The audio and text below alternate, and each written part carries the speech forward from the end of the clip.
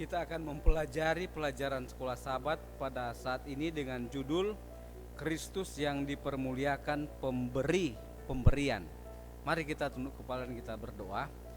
Terima kasih Bapa di surga, Engkau selalu memberkati kami.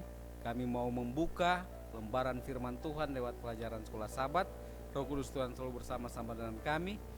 Berikan pengertian yang jelas tentang firman Tuhan dalam nama Yesus Juru Selamat kami. Amin. Saudaraku yang kasih, pada saat kita mempelajari pelajaran sekolah Sabat sepanjang minggu ini, yaitu kesatuan tubuh Kristus, maka kita akan mendapati bagaimana Kristus yang dipermuliakan, Dia memberikan pemberian.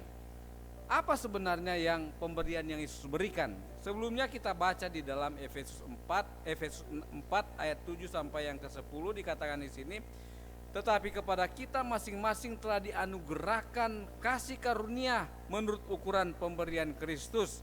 Itulah sebabnya kata Nas, tatkala ia naik ke tempat tinggi, ia membawa tawanan-tawanan, ia memberikan pemberian-pemberian kepada manusia. Bukankah ia telah naik? Berarti bahwa ia juga telah turun ke bagian bumi yang paling bawah. Ia yang telah turun, ia juga yang telah naik jauh lebih tinggi daripada semua langit untuk memenuhkan segala sesuatu. Saudara yang kasih, di sini Paulus dia menyatakan bahwa pada saat Kristus dipermuliakan, pada saat dia naik ke surga, dia juga sudah turun. Artinya dia sudah mengalami maut, dia turun ke bawah. Jadi dia mengalami kematian, perpisahan dari Tuhan. Tapi karena imannya, maka dia dibangkitkan. Dan akhirnya pada saat dia naik ke sorga, sesuai juga dengan Mazmur 68 ayat 18, engkau telah naik ke tempat tinggi, telah membawa tawanan-tawanan, engkau telah menerima persembahan-persembahan di antara manusia, bahkan dari pemberontak-pemberontak untuk diam di sana, ya Tuhan Allah. Saudaraku yang kasih, Yesus pada waktu dia naik ke sorga membawa tawanan-tawanan. Jadi ada orang-orang yang dibangkitkan pada waktu Yesus, dia dibangkitkan juga pada waktu Yesus mati kemudian dibangkitkan, maka dia membawa tawanan-tawanan yang menyatakan bahwa ada umat-umat Tuhan yang sudah bersama-sama dengan Kristus pada saat dia masuk atau dia naik ke surga, dia dimuliakan oleh para malaikat dan Bapa sendiri.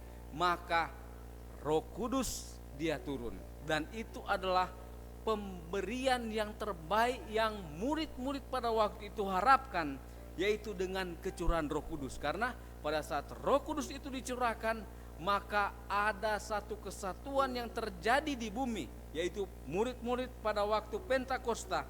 Maka mereka melihat bagaimana pekerjaan Roh Kudus itu kepada persatuan umat-umat Tuhan yang pertama, sehingga ribuan orang yang bertobat. Saudaraku yang kasih, pemberian yang terbesar itu adalah pemberian kasih karunia Roh Kudus. Itu juga boleh menjadi bagian kita sebagai umat-umat Tuhan di zaman akhir. Dengan adanya pencurahan roh hujan awal, maka pencurahan roh hujan akhir atau kehadiran daripada Roh Kudus itu akan lebih besar kuasanya.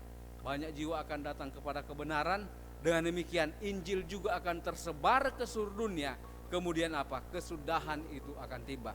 Marilah kita berdoa supaya pemberian Roh Kudus itu boleh menjadi bagian kita, baik secara pribadi, keluarga, jemaat, dan secara keseluruhan umat-umat Tuhan di seluruh dunia. Dengan demikian pekerjaan Tuhan lekas selesai, tubuh Kristus boleh dipersatukan, dan Tuhan boleh datang untuk menjemput kita sebagai umat-umatnya masuk dalam kerajaan sorga. Kiranya Tuhan memberkati kita dalam nama Yesus. Amin.